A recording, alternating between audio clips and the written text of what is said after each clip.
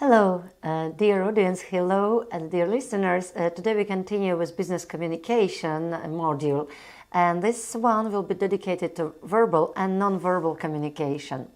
The aspects, basically in this one, I will speak about non-verbal communication and its meaning in our life. So if we look at the different types of communication, we see mediated by somebody, and it will be a big mass communication. Then it is public communication, whereas of course various communities also communicate through each other. Maybe some tabloids or some other channels are used for that. Group communication versus another group, but it is definitely between, it can be big groups, it can be small groups within, for example, college and one university. Then there is interpersonal communication. For example, you communicate with your colleagues, with your employees, or your leaders of the group. Intrapersonal, it is within ourselves. So this is happening in our own brain, for example, asking ourselves, is it correct what I'm doing right now or not? And we try to find solutions for our own problems. This is a pyramid of types of communications, but then, and depending on other classification styles, we can also speak about formal or informal communication. Depending on the channels, it can also be a variety of other classifications.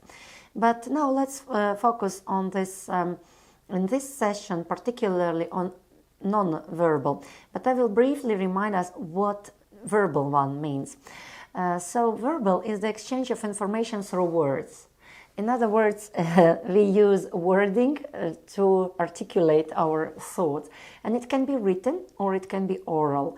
Very often we find definitions that it is something to do with oral communication, but it can also be written one, where we see syntaxes, punctuations, we see grammar, we see errors of grammatical errors, and we see the thoughts, we can reread it. Usually, as I told already, is referred to oral, like what we are saying. So here, for example, verbal communication is the expression of information through language, which is composed of words and grammar. Okay, written, as I told, or oral. Okay, so let's proceed with non-verbal then. Non-verbal, on this slide, you can see different types of this non-verbal communication, or other ways some authors also say there are elements.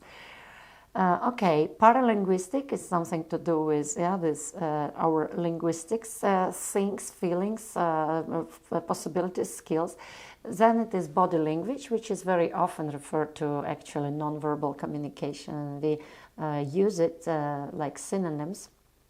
Touch, and so we touch maybe our conversation partner.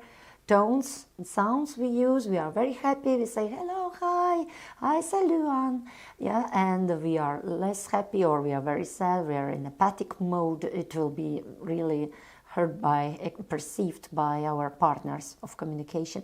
Posture, so how we move and what is our position of the backbone, basically, but not only that, altogether how we move. Gestures we use, they can be of various kinds. I will return to this.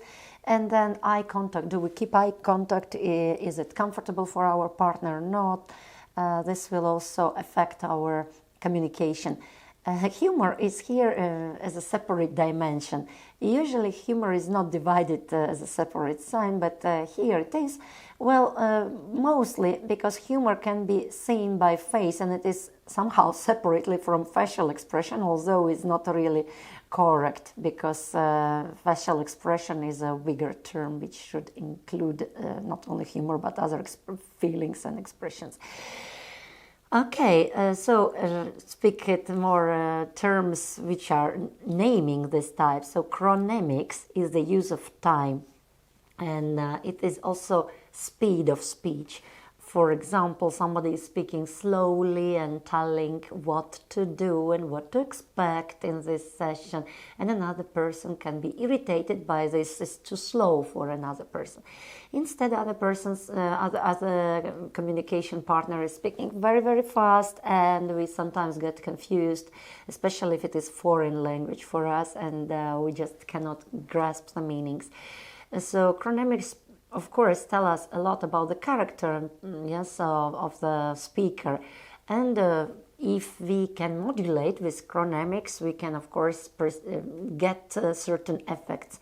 For example, actors in theater, they also use pause as a certain element, yeah, for influencing auditory or emphasizing specific words. Yes.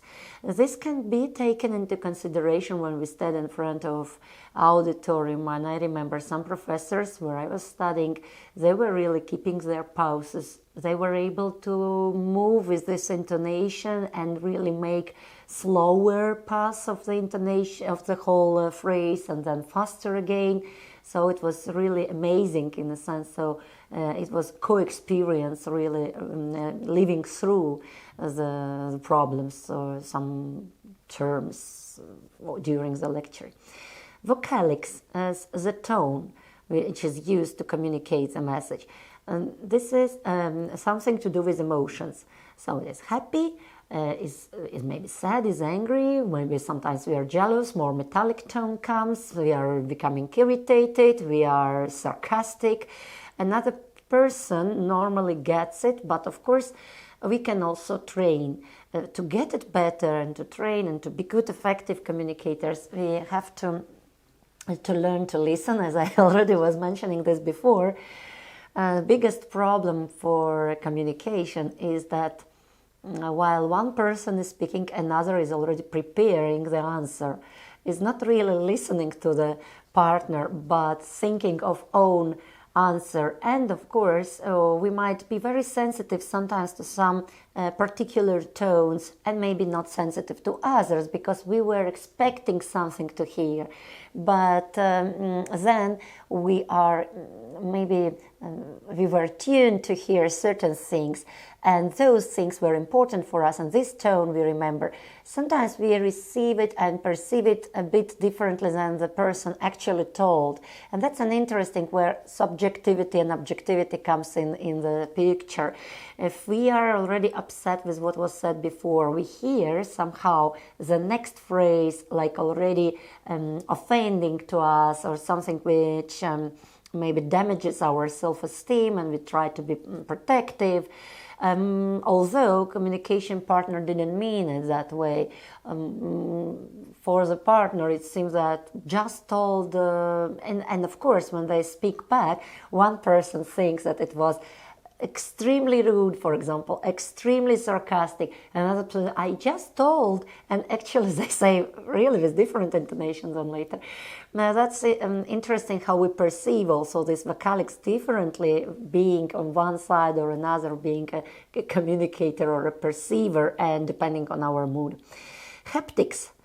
This is touch. So some people like touching each other, yes, and like their partners to establish better grounds for the context, and they want to have it more trustful environment, and they touch.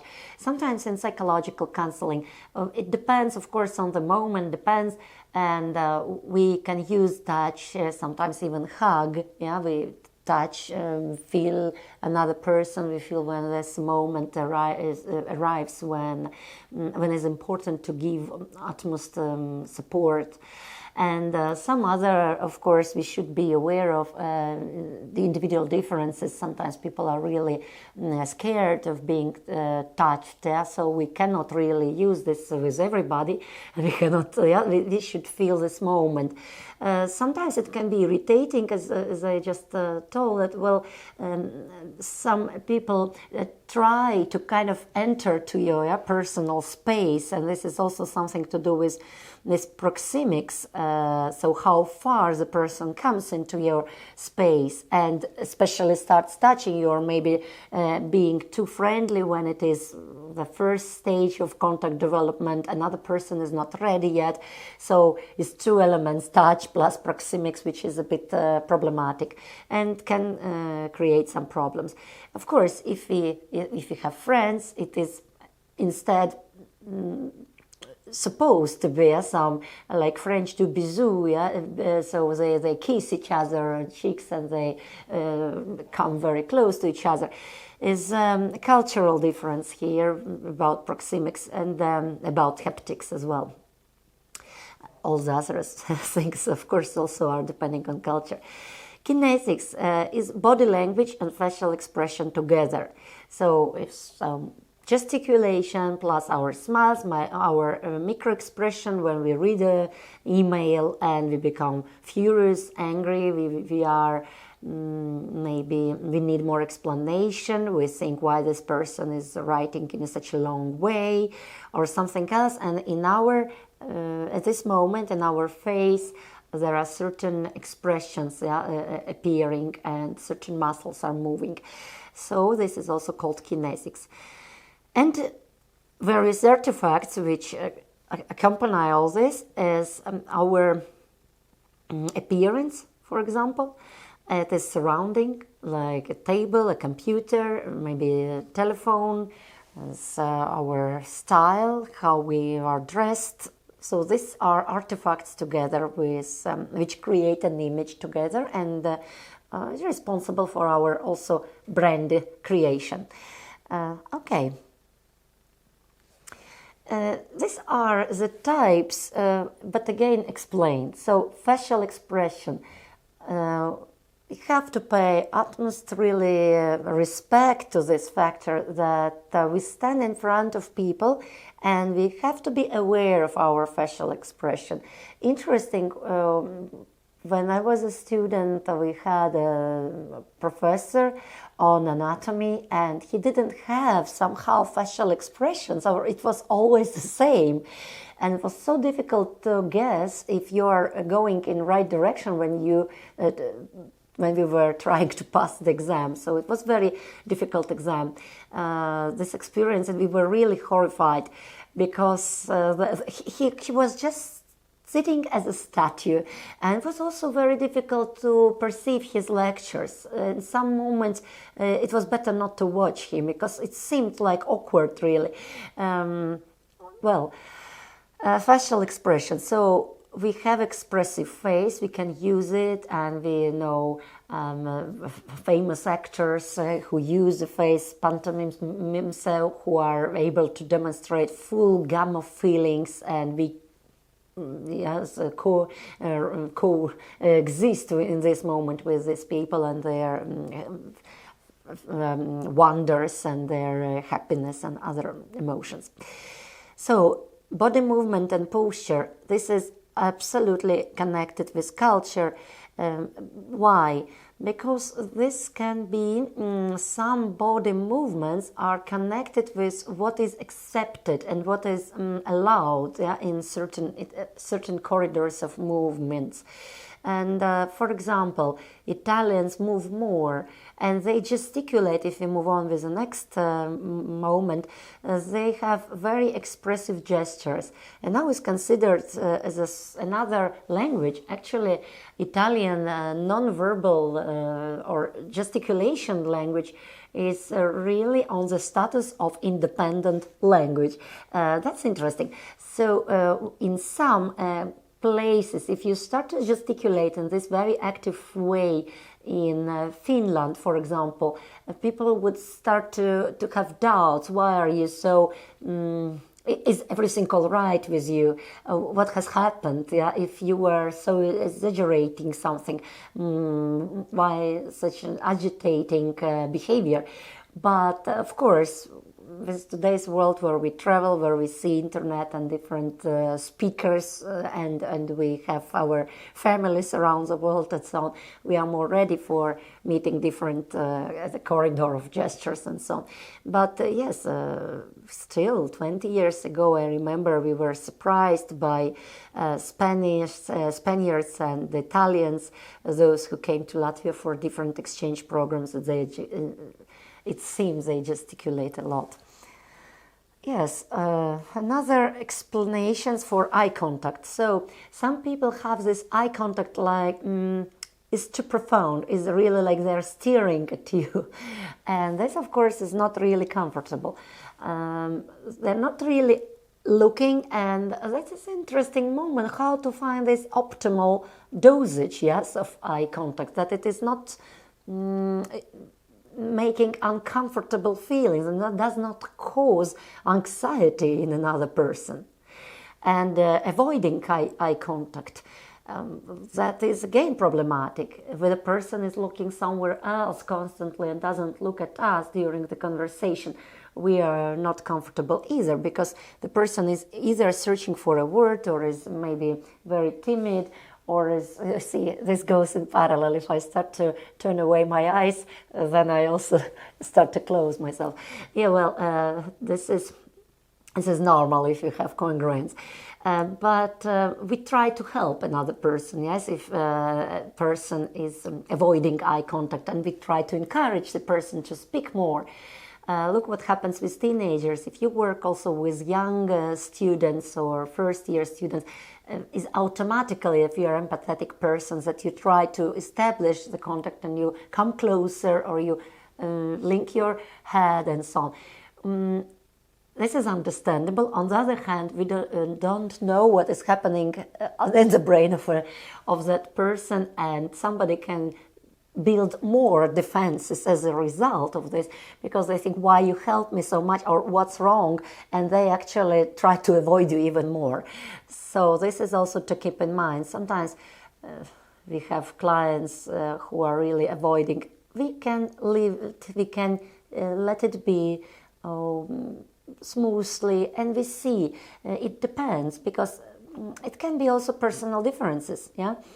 Some people just are more comfortable with observing some other corners in the room, or searching for different wording and so on, and they are less comfortable if they have to look. Of course, eye contact also is basically, there is a correlation with internal confidence.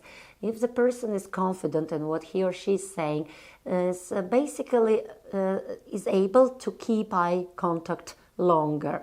But here we have to keep in mind also cultural differences.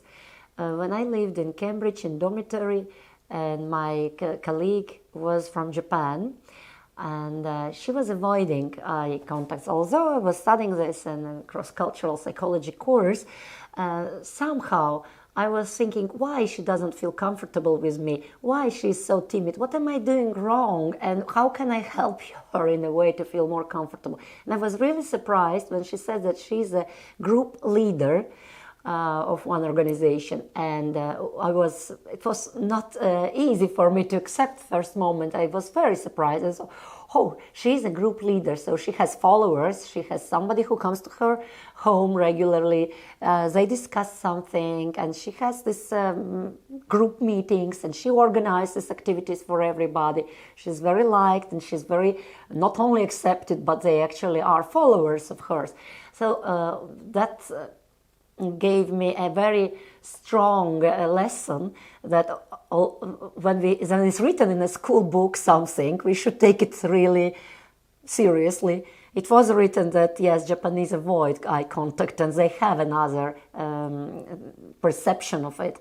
It's more interfering, yes, for them in their cultures.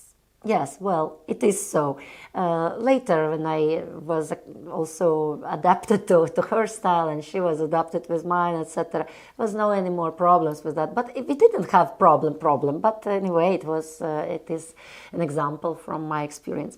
So touch. I already was speaking about touch. I remember one psychologist once told me she was not comfortable with a political leader. I will not mention now the word as a name, sorry.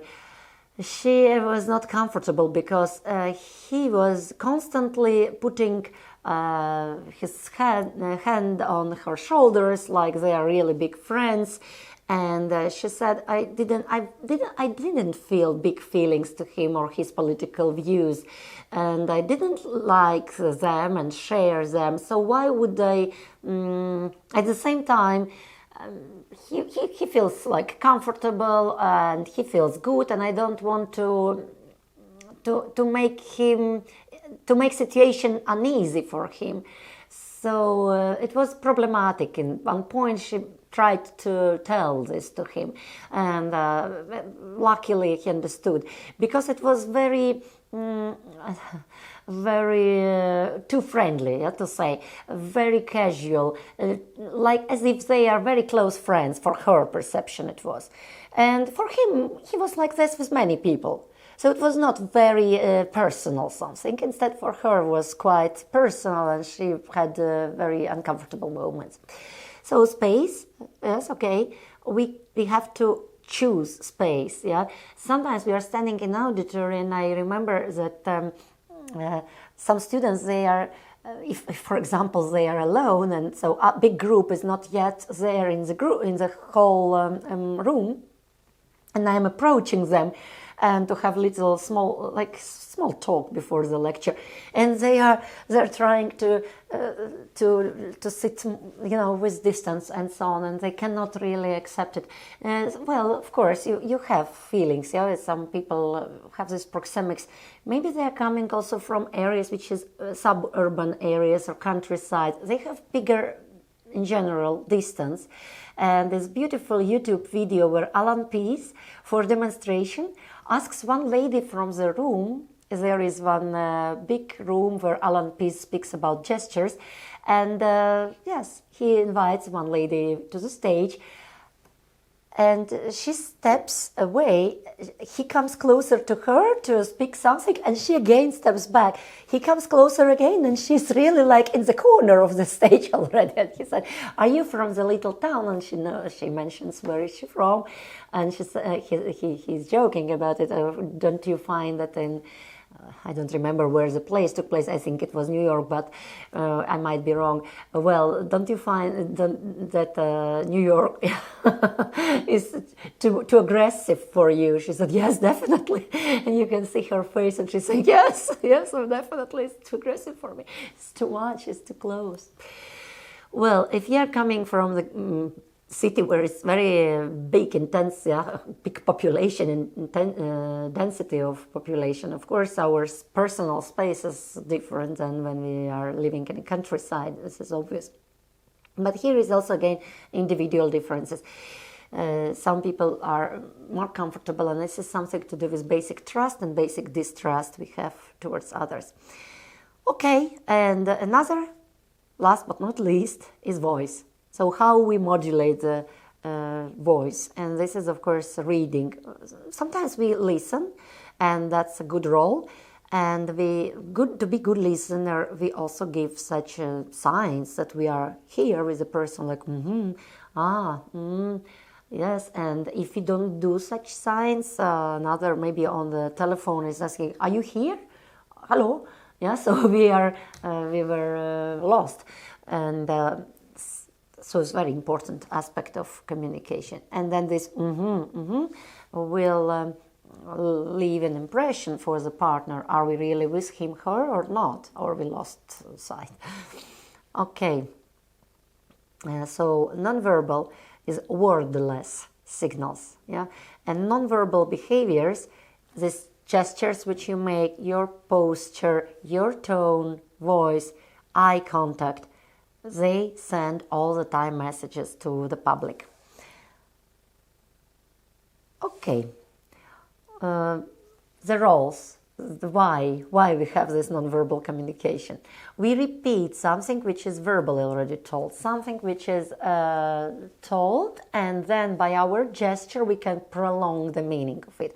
When we speak of some philosophical concepts in the lecture, I remember the professor was speaking about Socrates' dialogue, and she was gesticulating it so with her face expression, finding a real word which would match.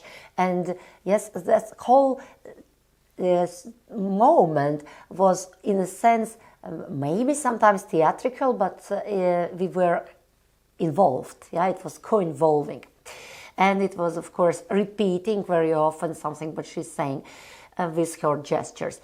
Okay, contradiction. Interesting that sometimes gestures are used on the contrary, to contradict the message. For example, we are not able, or maybe it is difficult situations that we say something which is not expected out of us, and but there is somebody who is watching us, and we can give a signal, we can give a gesture, we can give non-verbal sign that another person sees, understands. This is not our true feelings, for example. Substitution. Substitution is that we substitute. Sometimes we cannot say fully, and is also the sign of intelligence, or we give a message, another message, and the final deduction is in the air, so we have to grasp it. It's also respect to the public, if public can do so, like what to say. Yeah, and you don't need to explain whole your feelings about that event or situation, but you were like, yeah, this was unverbally, you explain actually a lot. Yeah, it's complimenting.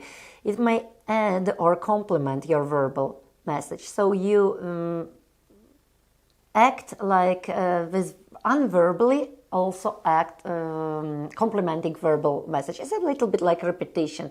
Repetition, maybe it happens after, but complementing is simultaneously normally. And then it also is accent, that you would like to underline something, that you would like to put a special emphasis on something, and then you put a special tone, and maybe you take a... sometimes you need to be strong, sometimes you have to be very nice and very, very warm, yes, and by your intonation and softness of voice you can vary it here, so you accent. Okay, how to improve nonverbal communication? We have different examples. Sometimes in life you can wonder, the person is really brilliant, has good diplomas, has good knowledge, very professional, everything is fine. Why that is not accepted by not so many friends around? Why not promotion at work? Why colleagues do not take seriously this person? What is happening? Very often the key, the essence for understanding is in this non-verbal just language use. The person is not aware maybe of the eye contact that is steering too much, like clearly X-ray eyes. And people are afraid, they don't feel good, or very strong handshake is from the same opera, or interrupting. Yes, as the person is not a good listener, and while another one is speaking, this one is already with the eye and face expression is not corresponding to what the sender is sending the message, but is already in his own thinking and demonstrate by the face another expressions out of context. And of course people might not understand immediately for themselves, but unconsciously they feel that this person is not interested in what I am saying.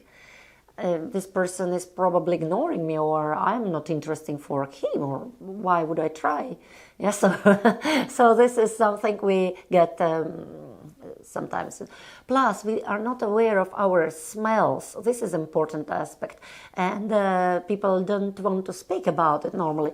And how do we get feedback on this? Of course, we should have some very trustful sources which could say if we are okay, what is that maybe aspect of our impression. And when we read unverbal signs also by others, sent by others, we can regulate, reflect upon our own. So this is something to do with being emotionally aware. Emotionally aware, this helps us to read signs of other people, of course, also. So what are their message, what they want to tell us. Here is not so complicated story, but to be emotionally aware, that enables us to accurately read other people also, create trust, and respond in ways that show others that you understand and care for them. And of course, this is very essence for being a good listener, being a good communicator. If we think how to improve nonverbal communication, we have to be aware of our emotions. Somebody raises our emotions in a certain way or inclines them. We should think like, what is my emotion now? what has happened? Am I angry? How long am I going to be angry? It's not to suppress emotion, but it's to call it. It's to call it for yourself, and then you're able to deal with this. Many people, and somehow more men somehow than women, but maybe there is not so big gender difference, think that is suppression of emotions which should take place, but it's not true. It's basically naming the emotion, and reverse, feeling that's what are the accents of my emotional phone, and that we can work with. If I'm happy, then I'm happy for what?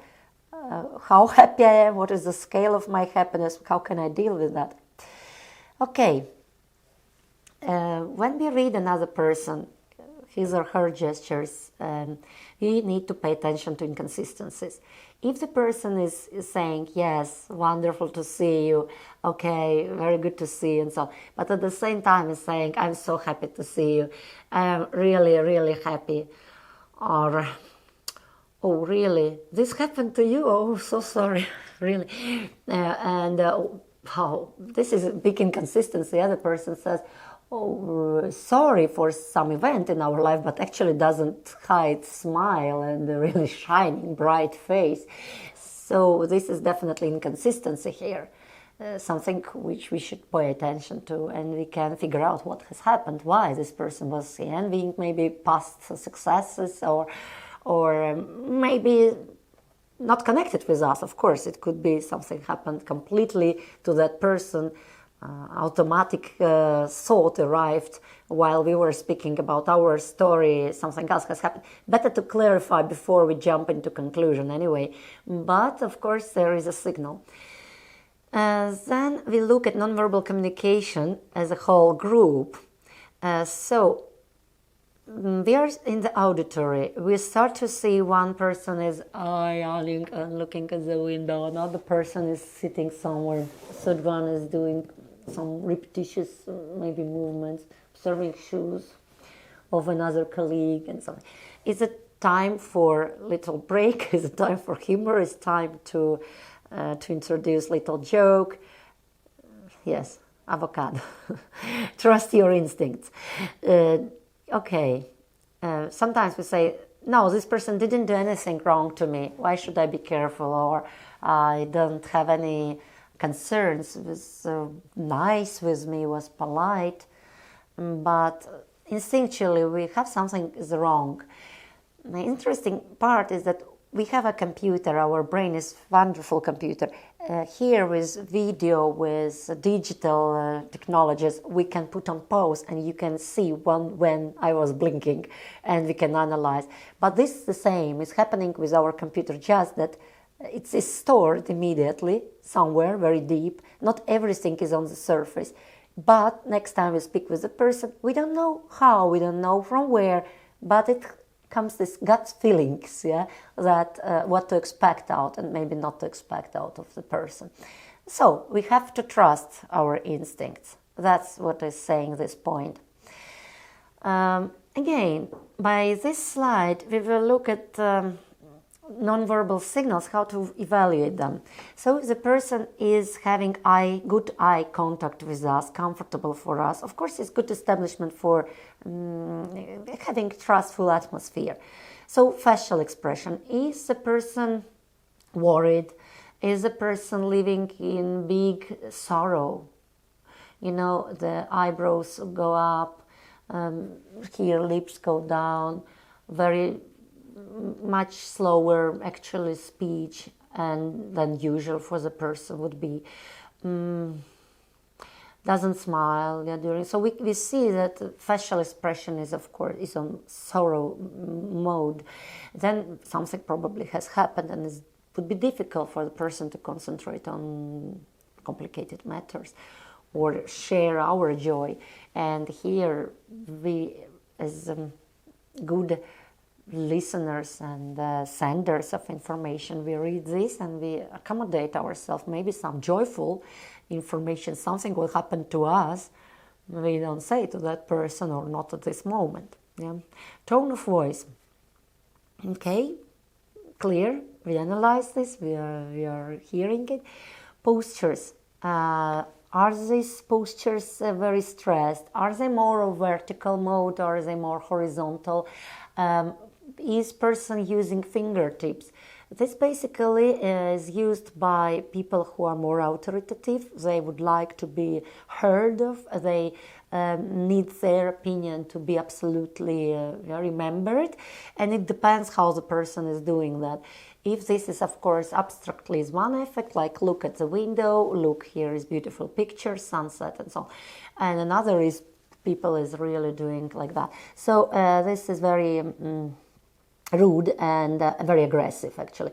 I had a leader of one group. It was one project for creativity and innovativeness, very interesting project, but the leader was so aggressive with the gestures, people were running away, and it was not possible to continue working. Okay, touch. If we touch, yes, so, and if somebody, now from this here, I'm trying to say, what happens if somebody touches us? Are we good with that? Is this person, what do we experience with this person touches us? Is this flirting? Is this more business-like? Is this to give us some warmth? Is it to hit us, to make us to be hurt? With what purpose was it happening? Yeah, intensity.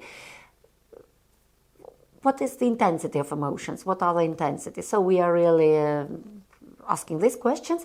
Timing. What is timing when communication occurs, and what is the place for the communication? That's important. And sounds. If we have some different sounds, maybe it can be a problem for speech. Sometimes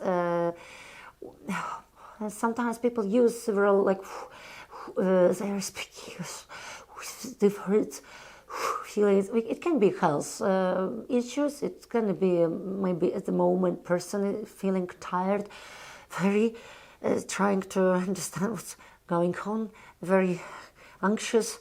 Yeah. So by this we can also maybe offer water. We can. It depends, of course, if we know the person for a period of time, if it is normal for that person or is not normal and is not usual behavior for the person. And this all together, if we evaluate, we feel we can monitor this and accordingly also move on with our also responses. Okay, here is a slide which explains the gestures can include hands movement, some face, maybe touch and so on. And gestures can be divided into different groups. Let's see, manual and non-manual. Manual means we use with our hands. So these are communicative, and non-manual gestures. This is something to do with our hand, like we are nodding, somebody is telling, or we are moving, you're interested in what you are saying to me, try to hear it better and show my predisposition to hear better. This would be non-manual. Then again, we have co-speech gestures. For example, I'm moving, yes, in the auditory, and then this is also my gestures, and yes, with my eyes continuing, with hands, continue eyes movement. Manual gestures are divided into symbolic. So there are some symbols like maybe victory and so on. I don't want to be rude here because sometimes these gestures can be very depending on culture and we can make mistake. Some things which are accepted in country, for example, in the United States, is a sign of okay, is very good. In Turkey, it is provocation. It's basically not nice gesture. Then it is also something to do with two fingers, like smallest and the second one is a devil, not devil. In Australia is again very bad meaning. So we need to be very, very careful what we show in public and so on, and it will depend on culture what is, but there are emblems. For example, we want to show we feel wonderful and we know that other people understand, and we certainly can express with our gestures, knowing other. Deictic, indexical, indicative or pointing. So for example, look at that, yeah, look there, or this picture tells us. So we are with our fingers or with hand, yeah, we show towards something, and normally this is used in business communication when we want to attract attention to what we are saying.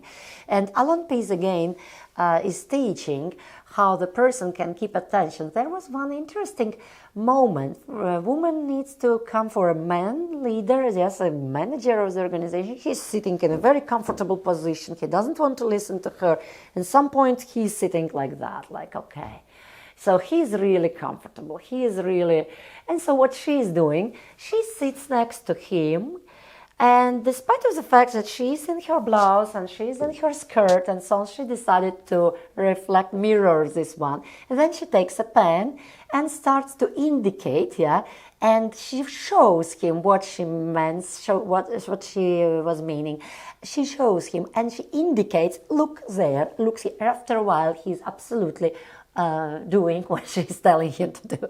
That's interesting to observe. I hope you will find it. It's very easy to find on YouTube with Alan Pease. Motor. Motor is this, little motoric we want to develop for children. Some people are nervous. Maybe sometimes they're nervous, not always. Yeah, we are searching for a word. Sometimes it can be really disturbing to others. I had a professor in psychology, he was telling us many different interesting stories about confidence. Basically, his favorite topic was confidence. And he was constantly using pen and pencil and doing some motoric actions. It was really disturbing. It of course reduces anxiety, we know. If you have students or you have colleagues doing that, you can maybe recommend, but be careful with that. Sometimes it's difficult to recommend directly, please stop doing it. But you can indirectly say, people who use that a lot maybe are worried about something. Do you worry? Don't you trust me? And the person, no, why? Oh, no, absolutely. But they start to be aware of this. Of course, yes, this is a method, but not always we need to control other people's movements. But yes, we know that if it happens to us, we also have to be careful, because maybe we are searching for a word, maybe we are searching for a better way of explaining, and we start to do, and actually it's difficult to hear us. Yes, it's difficult to concentrate on what we're saying. Lexical is another side, and lexical is, again, gestures which help us and which demonstrate a word. For example, you show how you played a basketball, and you said it was fantastic, the bean was there, and I took a ball. Yes, so that is something to do that at the same time as conversation moves, we also demonstrate this way happens. Very often, if you work in the auditor, especially if it is big one, we need bigger gestures. We cannot stand still. Of course, here, if I speak on camera, I'm not moving, and it would be awkward to demonstrate basketball, etc. There's no meaning, as it would be out of context. But if you stand in the auditory, 100 more people, and it is like amphitheater, you are supposed to move more. You're actually having your space more. You should use it, because this is a space, this is with your personal, and you this helps you to demonstrate better your ideas, and also for auditor to perceive them. So it's nothing to be embarrassed of. If we are in a big room, we take it. We actually use the space, and it starts helping us. It's this like at architecture, yes, space starts to play certain role in this context. Okay, in that case we use lexical maybe, especially if you work with children, or for example, I'm working as a psychologist, and I have sometimes situations where I need to demonstrate some ideas, show, yeah, by my hands, something. There are interesting games where one team and another, people are divided into teams, and they have to show, by gestures, the name of the movie, and another team is guessing. We can train it, and maybe it's a good activity. You have free time with your friends and so on. So maybe movies, some songs, very good activity, and trains a lot gesticulation and reading of signs. Okay, big fun also. Another way of dividing gestures, they can be communicative and informative. So, informative, what that means? They are passive gestures that provide information about the speaker. So, you are informed about me as a person, is informative. So, this is my personality. So, how am I maybe dressed, plus how I gesticulate, what is my pulse, how I move, and if we see each other on the street, we can recognize each other. And this is also informative of what can be my profession and so on. So we can learn how the person moves, and very often we can be very good at it. Of course, doctors, teachers, something we have interesting with our professional deformation and on gestures. Still, the literature is scarce on this topic, but it's happening that we here and there we find some information about it. So it is, if we observe our partner of communication, and then it is easy to understand if something has happened to the person today, new, if something stressed up the person or not. So this is communicative are more something that they communicate meaningfully, and they are responsible for communicative part of our speech. So they are connected with the meaning of what we are saying, actually. Okay, this was not maybe demonstrations for gestures, but what I need to say to add here more. We have basically another division. So we have open gestures, and for communication, for effective, for establishment of good communication, our gestures need to control it, are more open. I had again a professor from psychology when studying. She was constantly standing like that, and on one of the lectures she told us, we actually had this nonverbal communication, and she said she absolutely disagrees with this theory that says that if person stands with their arms crossed, that means the person is closed and doesn't want to communicate. She doesn't agree with that completely, because in her case it just means that she's cold. I don't know what others were thinking in this moment, but it immediately came to my mind. Why? From lecture to lecture you already know the temperature in the auditory, more or less. Can't you wear one more jacket? Can't you wear another jumper? Coat at the end of the day, but don't freeze. Open up your mind. Yes, it's interesting that, and I had also students who said, no, of course it's nothing to do, I'm not close, I'm fine. But when you pay them compliments, when you ask them for opinions, and they participate more in the discussion, gradually from sitting like that and looking at you and searching for maybe mistake in a speech or being very critical, they open up, and some other lecture again, some later lecture again, and then they sit and they are not having this crossed, things. It's interesting. Okay, so crossed, it can be fingers, it can be our palms, hands, legs.